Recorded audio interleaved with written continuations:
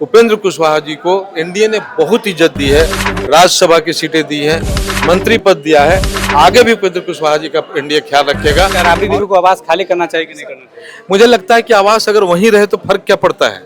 बरसों से रहे हैं, सम्मानित नेता है, बिहार की सेवा किया है उन्होंने भी। उनका आवास बदलने की कोई जरूरत मुझे नहीं लगता कि है। ये राजनीति का विषय नहीं है। मुझे लगता है कि किसी की सुरक्षा में कटौती करने की जरूरत नहीं है, किसी का आवास खाली कराने की जरूरत नहीं है। सरकार का फोकस बिहार की जनता की तरफ होना चाहिए।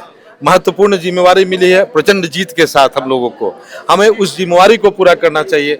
हमें विवाद वाले विषयों से बचना चाहिए, अनावश्यक चीजों से बचना चाहिए और इन सब चीजों को छोड़ करके हमें सिर्फ बिहार के विकास की दिशा।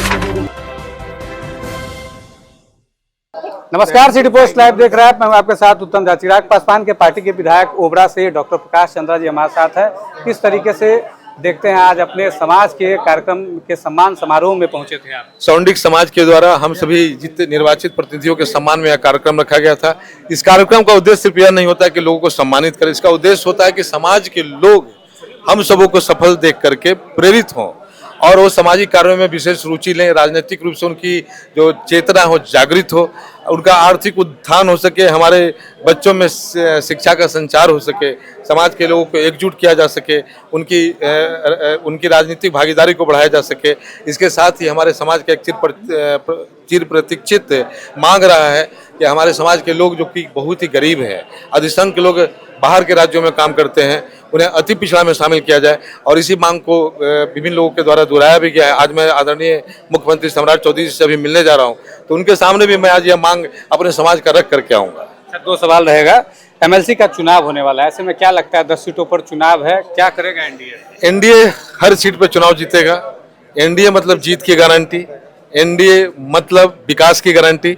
और हम ज़्यादा खुश हैं एनडीए के घटक दल होने के नाते कि हमारी पार्टी ने, हमारे नेता ने जो कहते थे बिहार फर्स्ट, बिहारी फर्स्ट, कार्यकर्ताओं की पार्टी यह साबित कर दिया है।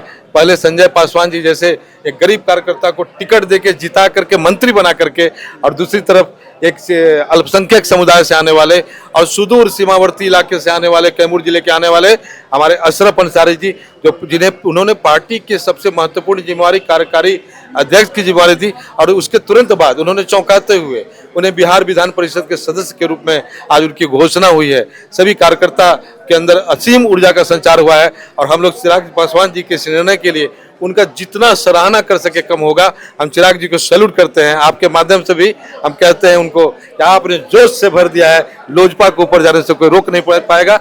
लोजपा पूरे बिहार में प्रथम पंक्ति की पार्टी बनेगी। आपका विजन अगर ऐसा ही रहा तो। दो सवाल छोटे छोटे रहेंगे। 4 सीटों पर जेडीयू ने अपने प्रत्याशी का ऐलान किया है, 4 सीटों पर बीजेपी ने किया, लेकिन चिराग पासवान ने एनडीए का टेंशन जो है बढ़ाया है, क्योंकि फिर उपेंद्र कुशवाहा के जो बेटे हैं वो सरकार में भी मंत्री हैं। चिराग पासवान जी एक अनुशासित व्यक्ति है। आपको मैं बता दूं कि विधायक बनने के बाद उन्होंने कम से कम 5 बार मीटिंग इस बात को लिया था कि मेरे किसी भी विधायकों का शब्द भटकना नहीं चाहिए, आप अनुशासन नहीं तोड़ेंगे, सदन में आपकी उपस्थिति सबसे ज्यादा होनी चाहिए, आप सबसे ज्यादा प्रश्न पूछेंगे, क्षेत्र में आपकी उपस्थिति सबसे ज्यादा होनी चाहिए। इस तरह की बातें वो क्या करते हैं। चिराग पासवान जी किसी को टेंशन में नहीं डालते।